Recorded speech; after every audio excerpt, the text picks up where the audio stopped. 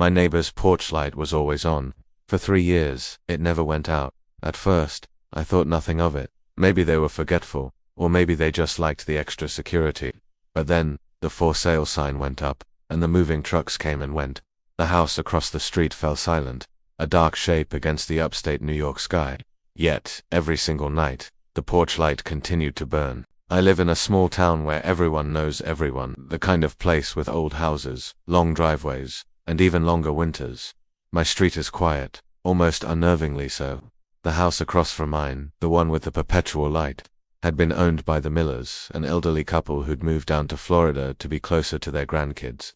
Since they left, it had been a ghost house. No car in the driveway, no mail piling up, no signs of life whatsoever, except for that light. It became a strange, nightly ritual for me. I'd be washing dishes or watching TV, and I'd glance out the window, and there it was, a lonely beacon in the dark. I started to wonder about it. Was it on a timer? A faulty sensor? It was just one of those weird neighborhood quirks, I told myself.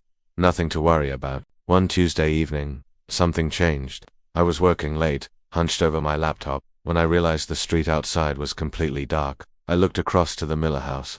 The porch light was off. It was the first time I'd seen it dark in years. A strange sense of relief washed over me, like a low hum I hadn't noticed had finally stopped. I finished my work and went to bed, not giving it another thought. The next night I was reading in bed when I happened to glance at my clock. It was 9:41 p.m. I have no idea why, but an odd compulsion made me get up and look out the window.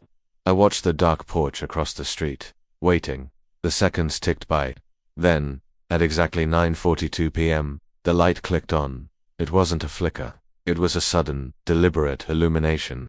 As if someone had just flipped a switch. My heart started to beat a little faster. No one lived there. I knew that for a fact. The first night I tried to rationalize it. A very specific, very strange timer, I reasoned.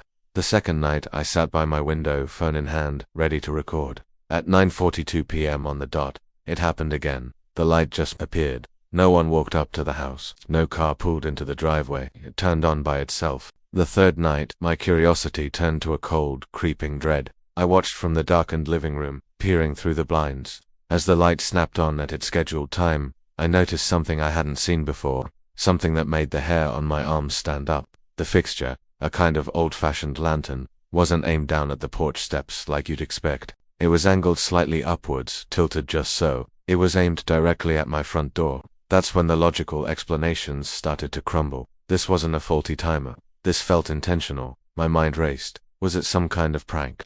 Kids in the neighborhood messing with me? But the timing was too precise, too consistent. The next morning, my unease got the better of me. I called the city's utility department, trying to sound casual. I reported a potential wiring issue at the vacant house across the street, mentioning the strange porch light. The woman on the phone was polite but firm. "Sir, I can check the records for you," she said. I heard her typing. A few moments passed. "According to our system," she said, her voice now holding a hint of confusion. "The power to that address was disconnected 3 months ago, right after the previous owners moved out. There's no electricity running to that house." I hung up the phone, a knot of ice forming in my stomach. No electricity. The words echoed in my head. If there was no power, how was the light turning on? That night I couldn't bring myself to watch. I closed all my blinds, turned up the volume on my TV, and tried to pretend the house across the street didn't exist. But I couldn't ignore the clock. As 9:40 p.m. rolled around, I found myself holding my breath. At 9:42 p.m., a faint glow seeped through the edges of my blinds. It was on. A wave of nausea hit me. I sat there, frozen on my couch, for what felt like an eternity. And then I heard it. A sound that didn't belong. Slow, heavy footsteps on my own front porch. My blood ran cold. I wasn't expecting anyone. The footsteps were measured, deliberate. Crunch, crunch, crunch on the wooden boards. They moved from the steps toward my front door. My heart was pounding against my ribs. A frantic drum in the silent house. I wanted to scream, to run, to do anything, but I was paralyzed by fear. The footsteps stopped, right in front of my door. I waited, listening for a knock, for the doorbell, for anything. But there was only silence, a thick, heavy silence that was more terrifying than any sound. I strained my ears, listening for breathing, for movement, for any sign of who or what was standing just a few feet away. And then, as suddenly as it had appeared, the glow from my window vanished. The light across the street had turned off. I waited for what felt like hours before I dared to move. I crept to the door and peered through the peephole. The porch was empty. The street was dark and silent. The house across the way was just a black silhouette once more. I never found out who or what was on my porch that night. I called the police, but they found nothing. No footprints, no signs of a break-in. They treated me like a paranoid resident in a quiet town with an overactive imagination. Maybe they were right, but I know what I heard, and I know what I saw. The next day I bought the thickest blackout curtains I could find. I don't look out my front windows after dark anymore. I've rearranged my life to avoid the simple act of looking at a clock in the evening, because I know that at 9:42 p.m., a light turns on in an empty house with no power. A light that isn't meant for the house it's attached to.